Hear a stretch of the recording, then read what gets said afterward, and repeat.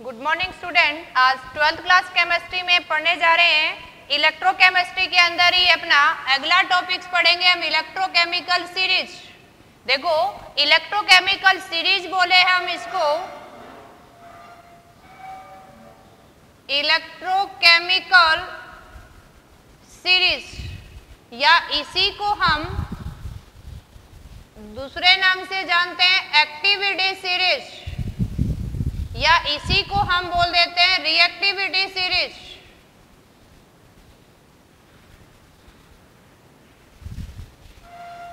अब देखो माइंड्स में क्वेश्चन बनता है कि इलेक्ट्रोकेमिकल सीरीज क्या है।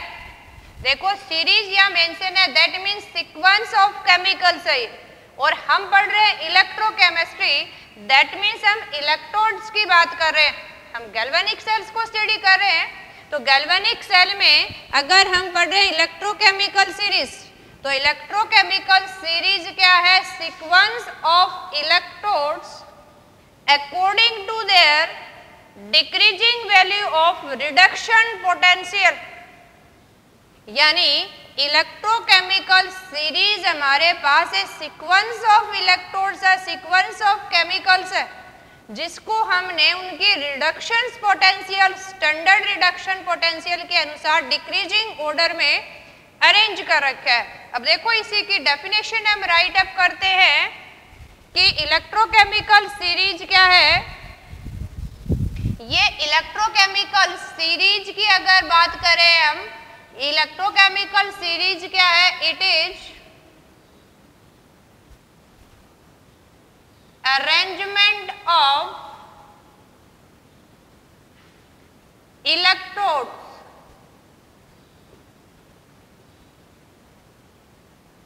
किसके अंदर है? इन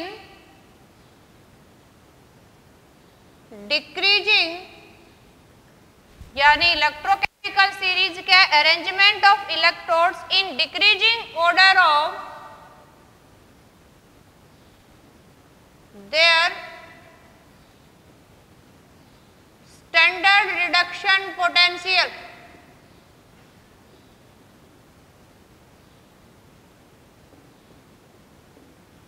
यानी इलेक्ट्रोकेमिकल सीरीज या एक्टिविटी सीरीज या रिएक्टिविटी सीरीज पूछे हमसे, तो ये इलेक्ट्रोकेमिकल सीरीज, रिएक्टिविटी सीरीज या एक्टिविटी सीरीज क्या? अरेंजमेंट ऑफ इलेक्ट्रोड्स है किसके अंदर? Decreasing order of their reduction potential. किसकी है? Decreasing order of their reduction potential.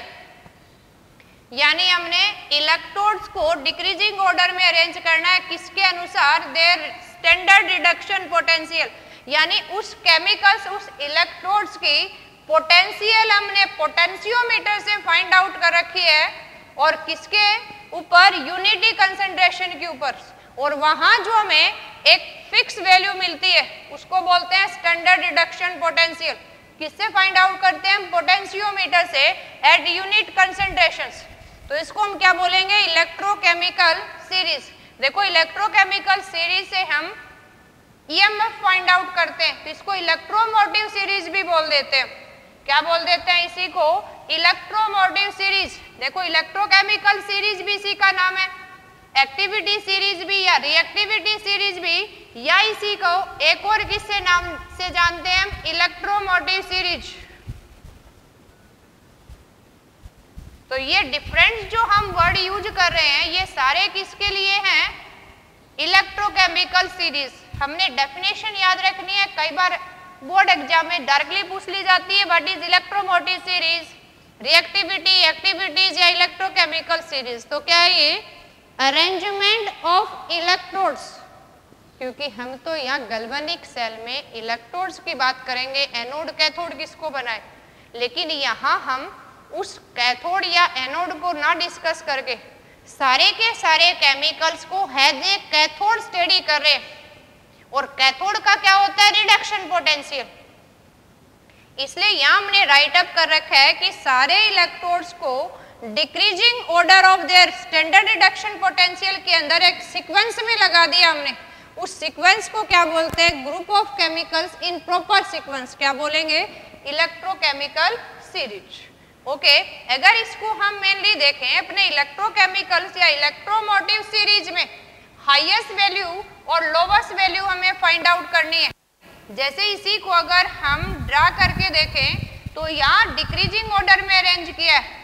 Highest value किसकी होगी?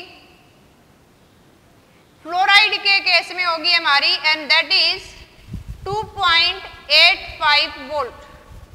ये वैल्यू हमारी हाईएस्ट है, पॉजिटिव में 2.85 वोल्ट। बाकी की क्या होगी? इसी से डाउन। जैसे हम बात करें कोबाल्ट +3 और किस में चेंज हो जाए ये? कोबाल्ट +2 के अंदर बाय गेनिंग 1 इलेक्ट्रॉन्स। इस टाइम में इसकी रिडक्शन पोटेंशियल क्या हो जाएगी? देखो, यानी गेन ऑफ इलेक्ट्रॉन्स कर रहा है। सबसे ज्यादा रिडक्शन पोटेंशियल किसकी है? फ्लोरीन्स की। और यहाँ अगर हम कोबाल्ट की बात करें तो अपने पास वैल्यू है प्लस में 1.80 वोल्ट। तो ये क्या हो जाएगी? हमारी रिडक्शन पोटेंशियल। इसी तरह से देखो, हमने सबको क्रैम नहीं करना है, ये स्टैंडर्ड पोटेंशियल है, कांस्टेंट टर्म्स है जो हमें गिवन डाटा में मिलेगा आपको। इसी के केस में अगर यहाँ पास आउट करें तो हमने याद रखना है इन बिटवीन हाइड्रोजन्स, अगर हाइड्रोजन्स इलेक्ट्रॉन गेन करके मॉलिक्यूलर फॉर्म में आ रहा है या एटम्स की फॉर्म में, इस टाइम इसकी रिडक्शन पोटेंशियल कितनी है? 0 वोल्ट। और अगर हाइड्रोजन्स के बाद भी अगर हम बात करें तो सबसे जो बिलो आपकी वैल्यू आ जाएगी, यानी हाइड्रोजन से भी नीचे अगर बात करें तो सबसे लोवेस्ट पोजीशन यहाँ किसकी आ रही है हमारे पास? लिथियम की। यानी लिथियम पॉजिटिव से अगर इलेक्ट्रॉन गेन करेगा तो रिडक्शन हो जाएगी, और रिडक्शन वैल्यू होगी तो यहाँ स्टैंडर्ड रिडक्शन की वैल्यू मिल जाती है हमें -3.05 वोल्ट। तो आपने यहाँ दो टर्म्स तो याद रखने हैं, क्योंकि अकॉर्डिंग टू इलेक्ट्रोमोटिव सीरीज हमसे पूछ लेते हैं कि मैक्सिमम रिडक्शन पोटेंशियल किसकी है, मिनिमम रिडक्शन पोटेंशियल किसकी है। रिडक्शन जिसका हो रहा होता है उसी को ऑक्सीडाइजिंग एजेंट बोलते हैं। तो हमसे ये भी पूछ लेते हैं कि बस्ट ऑक्सीडाइजिंग एजेंट कौन सा है। तो आपने दो टर्म्स तो याद रखने हैं, एक जिसकी मैक्सिमम रिडक्शन पोटेंशियल है, ये आपने याद रखना है।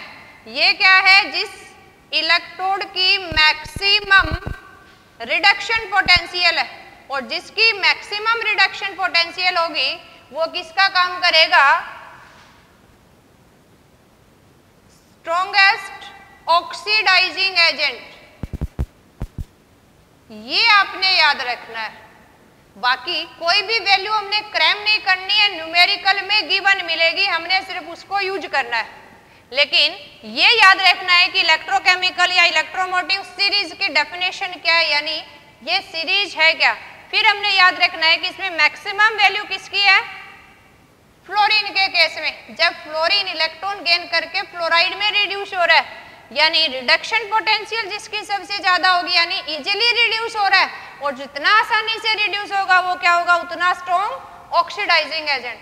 इसी तरह से जिसकी रिडक्शन पोटेंशियल मिनिमम होगी, यानी जिसकी रिडक्शन पोटेंशियल मिनिमम है, लिथियम के केस में इसकी क्या है? Minimum reduction potential. अगर यहाँ स्टैंडर्ड रिडक्शन पोटेंशियल मिनिमम है, दैट मीन्स ये क्या है? Weakest oxidising agent. और हम क्या कह सकते हैं? Strongest reducing agent.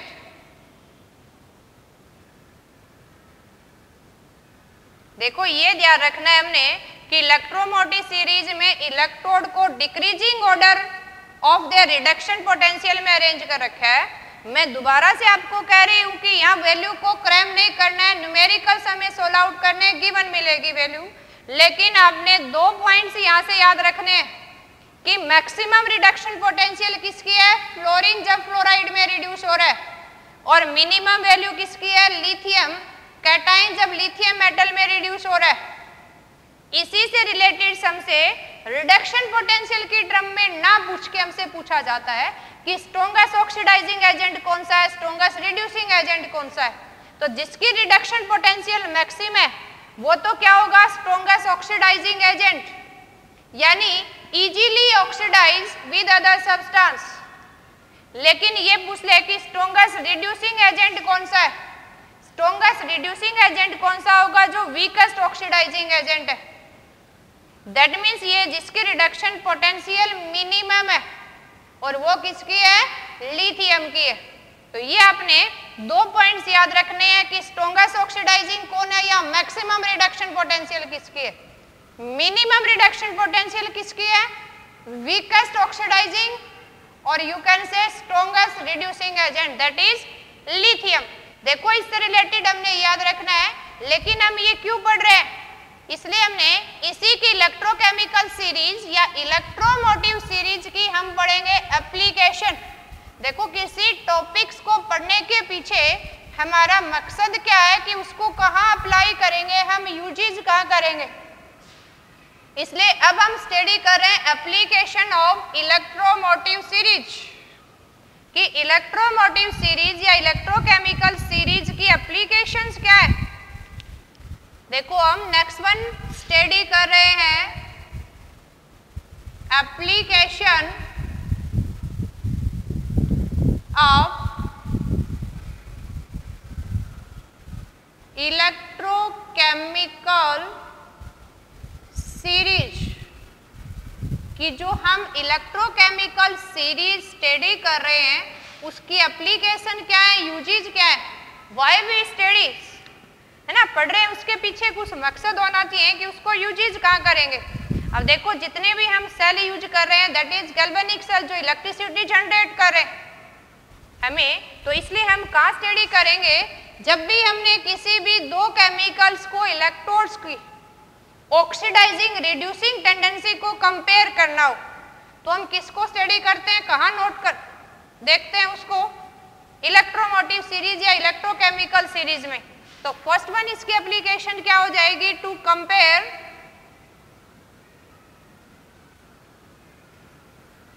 ऑक्सीडाइजिंग और हम कह सकते हैं रिड्यूसिंग किसी भी इलेक्ट्रोड की ऑक्सीडाइजिंग या रिड्यूसिंग स्ट्रेंथ को कंपेयर करना हो हमें, यानी to compare the oxidising and reducing power of electrode. और हम सिंपली कह सकते हैं किसी भी केमिकल्स, यानी कोई हमें गैसेस की फॉर्म में, सॉलिड फॉर्म में या सॉल्यूशंस की फॉर्म में भी मिल सकता है। तो जब भी हमें किसी इलेक्ट्रोड की ऑक्सीडाइजिंग पावर या रिड्यूसिंग पावर को कंपेयर करना है कि कौन इजीली रिड्यूस हो रहा है, कौन इजीली ऑक्सीडाइज हो रहा है, तो हम किसको स्टडी करते हैं, इलेक्ट्रोकेमिकल सीरीज या इलेक्ट्रोमोटिव सीरीज को। अब देखो ये रिड्यूसिंग पावर या ऑक्सीडाइजिंग पावर ये हमें क्या बताती है कि कौन सा एलिमेंट कितना फास्टली रिएक्ट करेगा, यानी वो उसकी हमें रिएक्टिविटी फाइंड आउट करती है कि कौन फास्टली रिएक्ट कर रहा है। ऐसे अगर हम इसी तरह से वैल्यू देखेंगे इलेक्ट्रोकेमिकल सीरीज के, हमें गिवन वैल्यू मिलेंगी और हमने फाइंड आउट करना है कि which is strongest oxidising and which is strongest reducing. जैसे फॉर एग्जांपल अगर देखें हम कि आपने वैल्यू फाइंड आउट करनी है, इस वैल्यू को फाइंड आउट करने के लिए जैसे आपने ध्यान रखना है, आपको कहे which is stronger oxidising agent कि गिवन में से कौन स्ट्रॉन्गर ऑक्सीडाइजिंग एजेंट है। एक आपको वैल्यू दे दी, लेट यहां पे कि जैसे ही फ्लोरीन ने 2 इलेक्ट्रॉन गेन किए और ये फ्लोराइड में चेंज हो गया, और यहाँ आपको देखो ऐसे करके वैल्यू दे देते हैं कि यहाँ जो इसकी वैल्यू दे रखी है आपकी इलेक्ट्रॉन्स की वैल्यू, यानी ई डॉट, ये वैल्यू आपको गिवन दे दे यहाँ पे -2.85 वोल्ट। ओके, इसी केस में एक वैल्यू आपको दे रखी है copper +2 when gain 2 electron and change into copper solid, और यहां हमें वैल्यू दे दी अभी रिडक्शन पोटेंशियल है ये, यहाँ वैल्यू दे दिया हमें प्लस 3.4 वोल्ट।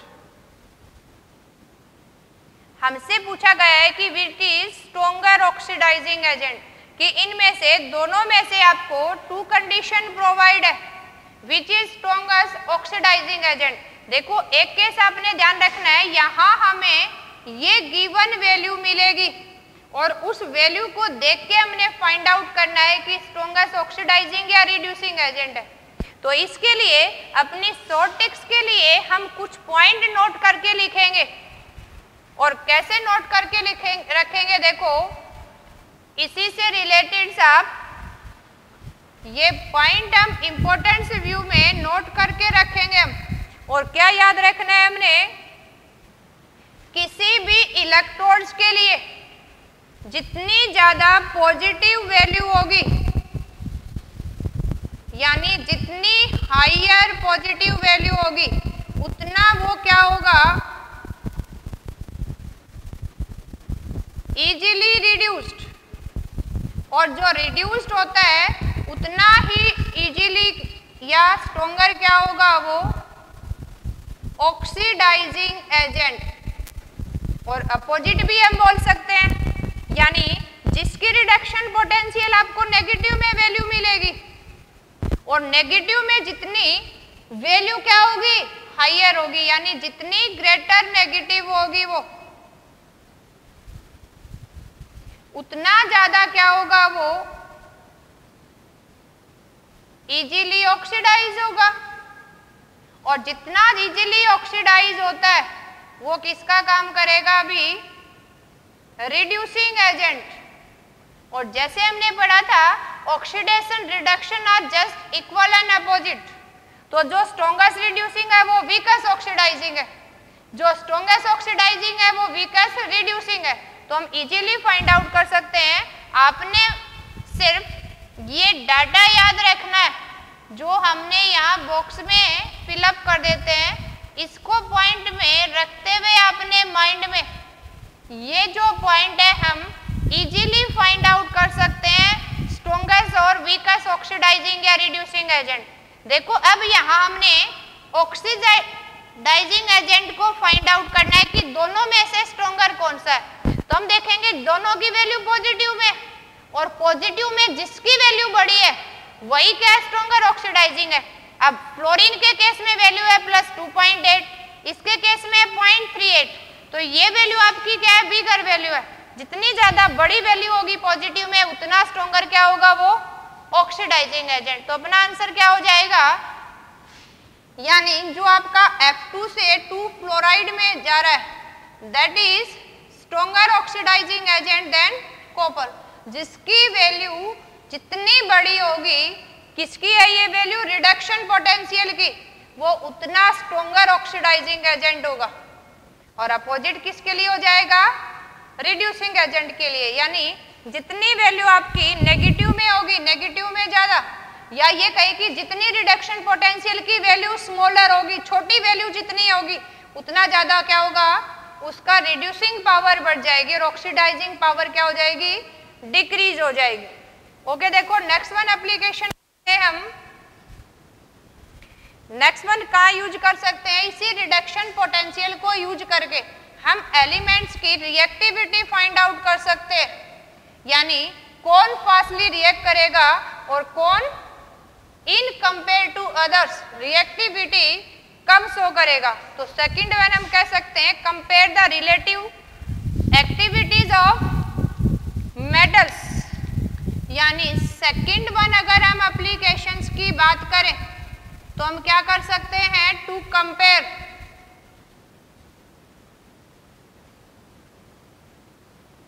एक्टिविटीज और यू कैन ऑफ मेटल्स, कि कौन सा मेटल ज्यादा रिएक्टिव है, कौन सा कम रिएक्टिव है। तो हम मेटल्स की रिएक्टिविटी को कंपेयर कर सकते हैं in compare to others metals. जैसे आपको रिडक्शन पोटेंशियल गिवन है, जनरली आपको पता है कि मेटल्स आर क्या होते हैं, इलेक्ट्रोपॉजिटिव इन नेचर। पॉजिटिव का मीनिंग क्या है, metal easily change into cation by losing electron. अब जितने इलेक्ट्रॉन लूज करेगा उतना प्लस में चार्ज आ जाएगा। दैट मीन्स ये करते तो किसका काम है? रिड्यूसिंग एजेंट का, यानी ऑक्सीडाइज होते हैं। अब कौन कितना इजीली ऑक्सीडाइज होगा उतना ही क्या होगा, वो रिड्यूसिंग एजेंट होगा। इसी केस में हमने कंपेयर करना है। लेट हमें वैल्यू गिवन दे दी कि आपने कंपेयर करना है which metal is more reactive और लेसर रिएक्टिव, तो आपको रिएक्टिविटी सीरीज के अनुसार उस रिएक्टिविटी सीरीज में पोजीशन देख के भी फाइंड आउट कर सकते हैं। हमने डिक्रीजिंग ऑर्डर में अरेंज किया है, तो जो जितना बिलो द सीरीज होगा उतनी रिएक्टिविटी उसकी क्या होगी, ज्यादा होगी। अगर मेटल की बात करें, कौन सी रिएक्टिविटी है यहाँ, रिड्यूसिंग पावर, कितना इजीली ऑक्सीडाइज हो रहा है वो। तो इसी केस में अगर आपको दे दे, एक वैल्यू आपको दे दी है जिंक +2 चेंज इनटू जिंक, है ना, ये रिप्रेजेंट करना सीखा था हमने। रिडक्शन पोटेंशियल को रिप्रेजेंट करने का तरीका ये -0.76। इसी के केस में एक आपको मान लो वैल्यू दे दी है यहाँ Fe+2 से Fe, और ये वैल्यू हमें दे दी लेट 0.43 वोल्ट। एक हमें यही वैल्यू दे दी है कॉपर +2 से कॉपर में चेंज हो रहा है +0.34। एक वैल्यू दे दे लेट हमें यहाँ सिल्वर के लिए, और लेट हमें ये वैल्यू दे दी है +0.42।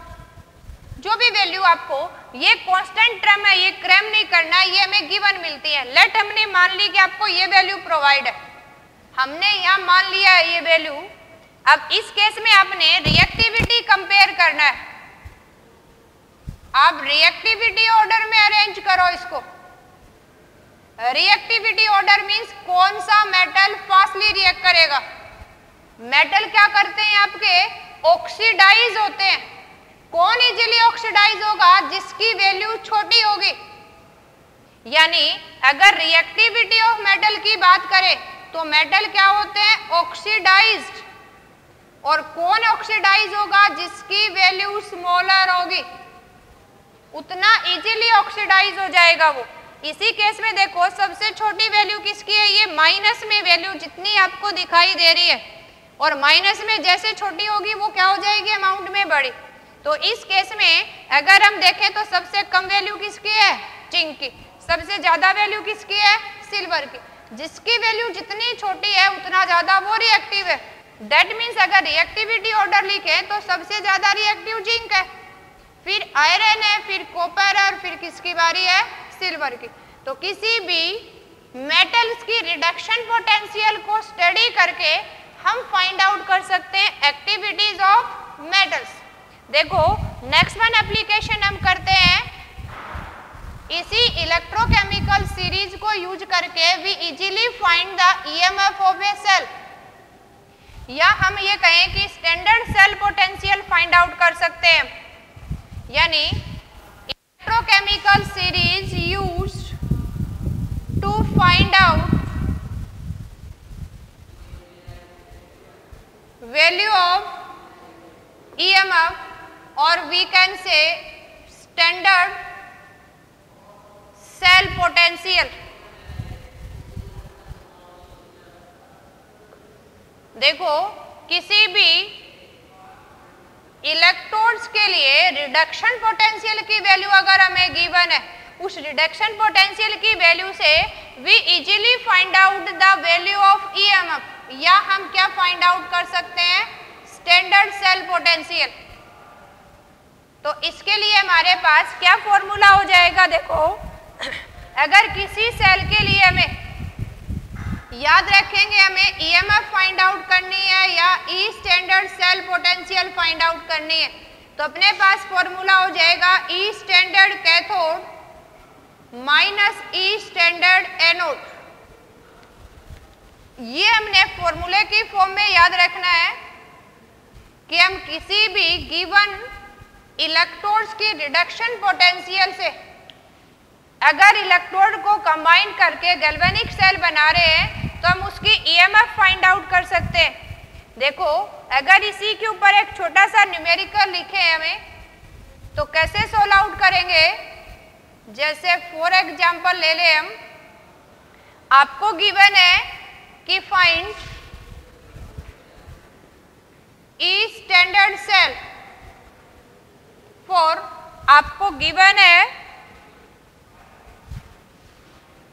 किसके लिए हमने निकालना है यहाँ पे, अगर आपको गिवन इस फॉर्म में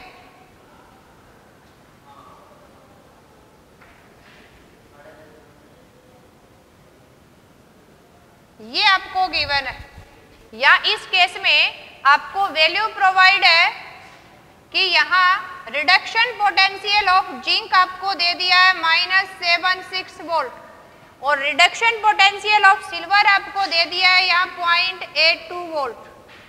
इस केस में आपने ई स्टैंडर्ड निकालना है। देखो गैल्वेनिक सेल की रिप्रेजेंटेशन हमने सीखी थी, हम साल्ट ब्रिज से पहले एनोड को लिखते हैं, साल्ट ब्रिज के बाद कैथोड को लिखते हैं। अगर हमें रिप्रेजेंटेशन की फॉर्म में ही गिवन है तो हम इजीली इसको सोल्व आउट कर सकते हैं, यानी हमें यहाँ वैल्यू मिल गई है, कैथोड की वैल्यू भी है, एनोड की वैल्यू भी है, तो हम इजीली क्या कर सकते हैं, फाइंड आउट ई सेल की, यानी हमने फॉर्मूले में पुट कर देना है ई स्टैंडर्ड सेल क्या हो जाएगी, ई कैथोड माइनस एनोड, यानी ई कैथोड स्टैंडर्ड क्या है आपका, सिल्वर, इलेक्ट्रोड काम कर रहा है, माइनस कर देना है हमने ई स्टैंडर्ड जिंक। ये हमें रिप्रेजेंटेशन ऑफ सेल की गिवन में है, ये वैल्यू हमें प्रोवाइड होती है रिडक्शन पोटेंशियल के लिए। अगर यहाँ वैल्यू हम पुटअप कर दें तो हमारे पास कितनी वैल्यू आ जाएगी, देखो 0.82 माइनस कितनी है 0.76 वोल्ट, और इसी को अगर सोल्व आउट करें तो माइनस माइनस क्या हो जाएगा आपका प्लस, और हमारे पास सम अप करके वैल्यू यहाँ इसी को सोल्व आउट करें तो आपके पास 0.82 प्लस 0.76 और वैल्यू मिल जाएगी हमें 1.58 volt and it is the standard cell potential. क्या हो गया ये, standard cell potential for a given galvanic cells. तो हम क्या निकाल सकते हैं इलेक्ट्रोमोटिव सेल से, EMF of cell find out कर सकते हैं। नेक्स्ट वन इसकी एप्लीकेशन क्या है, देखो हम ये फाइंड आउट कर सकते हैं कि कौन सा मेटल एसिड में से हाइड्रोजन को डिस्प्लेस करेगा या कौन सा नहीं करेगा। तो हम नेक्स्ट वन एप्लीकेशन क्या फाइंड आउट कर सकते हैं, अगर इसकी नेक्स्ट एप्लीकेशंस की बात करें, देखो डायरेक्ट आपने थ्योरेटिकली भी याद रखने इनकी एप्लीकेशन, एग्जाम में पूछ ली जाती है कि right the application of electromotive series. तो हम अगर फोर्थ वन बात करें तो इलेक्ट्रोमोटिव सीरीज की एप्लीकेशंस क्या है, to find out whether a given metal displace hydrogen from acid और नॉट। यानी ये हमारी हेल्प करेगा कि to find out whether a given metal displace hydrogen from acid और नॉट। इसी के बेसिस पे हम सोल्व आउट कर सकते हैं कि गिवन मेटल एसिड में से हाइड्रोजन को डिस्प्लेस करेगा कि नहीं। देखो हमने रिडक्शन पोटेंशियल्स को स्टडी करना है और इसी के बेसिस पे हमें पता है कि रिडक्शन पोटेंशियल ऑफ हाइड्रोजन कितनी है, 0 वोल्ट। यानी जिस भी मेटल की रिडक्शन पोटेंशियल लेसर देन 0 होगी, यानी नेगेटिव में हमारे पास जितनी भी वैल्यू होगी, या ऐसे मेटल जिसकी रिडक्शन पोटेंशियल की वैल्यू नेगेटिव में होगी वो क्या करेंगे, डिस्प्लेस कर पाएंगे एसिड में से, और बाकी क्या करेंगे, डिस्प्लेस नहीं कर पाएंगे। इसी के बेसिस पे हम फाइंड आउट कर सकते हैं, जैसे आपको गिवन है कि आपको जिंक दे दिया है और यहाँ दे दिया डाइल्यूट सल्फ्यूरिक एसिड, या आपको गिवन है कि reduction potential of zinc is -0.76 volt. इसी के बेसिस पे हम इजीली फाइंड आउट कर सकते हैं, क्योंकि हमें पता है कि हाइड्रोजन की जो रिडक्शन पोटेंशियल है दैट इज 0 वोल्ट। तो ये क्या इससे लेसर है, जिसकी वैल्यू जितनी नेगेटिव ज्यादा होगी वो ग्रेटर रिएक्टिव हो जाएगा हाइड्रोजन फ्रॉम एसिड। तो हम राइट अप कर सकते हैं कि zinc sulphate displace easily hydrogen from acid. Acid को हाइड्रोजन, एसिड में से हाइड्रोजन को जिंक इजीली रिड्यूस कर सकता है, क्योंकि इस केस में इसकी रिडक्शन पोटेंशियल क्या है, नेगेटिव है या लेसर वैल्यू है इन कंपेयर टू हाइड्रोजन। और हमें अभी जस्ट रिएक्टिविटी एप्लीकेशन में पढ़ा था, जिसकी वैल्यू जितनी रिडक्शन पोटेंशियल की छोटी होगी उतनी ज्यादा वो क्या होगा, रिएक्टिव होगा। और हमें पता है कि more reactive displace the lesser reactive from their compounds और their salt, that's why zinc की वैल्यू -0.76 और इसकी 0, लेसर वैल्यू है तो more reactive easily displace hydrogen from acid. देखो नेक्स्ट वन एप्लीकेशन क्या कर सकते हैं हम, किसी भी सेल्स की गिवन रिएक्शन पॉसिबल होगी क्या नहीं, और इस पॉसिबिलिटी को हम किसकी टर्म में पढ़ते हैं, स्पॉन्टेनिटीज। तो हम क्या कर सकते हैं कि we easily find the spontaneity of a redox reactions, यानी अपनी एप्लीकेशन क्या हो जाएगी, electromotive series used to find out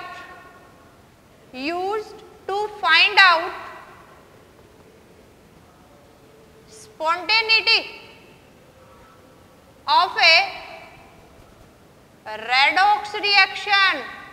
किसी भी रेडॉक्स रिएक्शंस की स्पॉन्टेनिटी फाइंड आउट कर सकते हैं कि गिवन गैल्वेनिक सेल पॉसिबल है कि नहीं, क्योंकि पॉसिबल तभी होगी जब वो reaction on self without using external energy use हो रही है। और अगर हम यहाँ बात करें कि स्पॉन्टेनिटी, अगर रेडॉक्स रिएक्शंस की बात करें तो इसको हम एक्सप्लेन कर सकते हैं किसकी टर्म में, ये भी हम न्यूमेरिकल के साथ भी थ्योरेटिकली मिलेगा, तो इसको याद रखेंगे। फॉर स्पॉन्टेनिटी ऑफ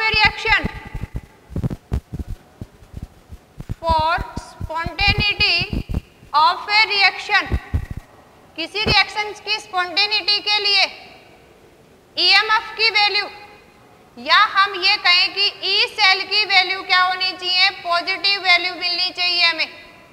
और अगर हम थर्मोडायनेमिक्सली देखें तो हम ये भी कह सकते हैं कि डेल्टा जी, या हम ये कहें चाहे स्टैंडर्ड कंडीशन में हमें गिवन है, ये वैल्यू हमें किस में मिलनी चाहिए, नेगेटिव वैल्यू। ये हम किससे निकाल सकते हैं, थर्मोडायनेमिकली।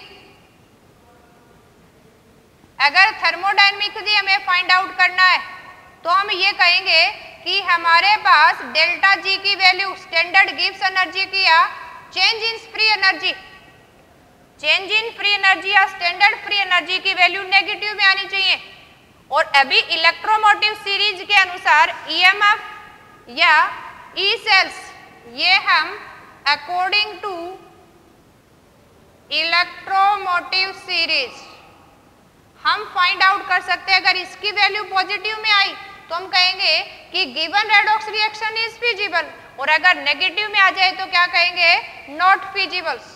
तो इसी फॉर्म में हम क्या कर सकते हैं, शॉर्ट आउट कर सकते हैं spontaneity of A reactions. Okay student, इन्हीं के ऊपर न्यूमेरिकल सोल्व आउट करेंगे हम, और आगे मोस्ट इंपोर्टेंट नेक्स्ट इक्वेशंस को ड्राइव करेंगे। आज के लिए इतना ही, थैंक यू।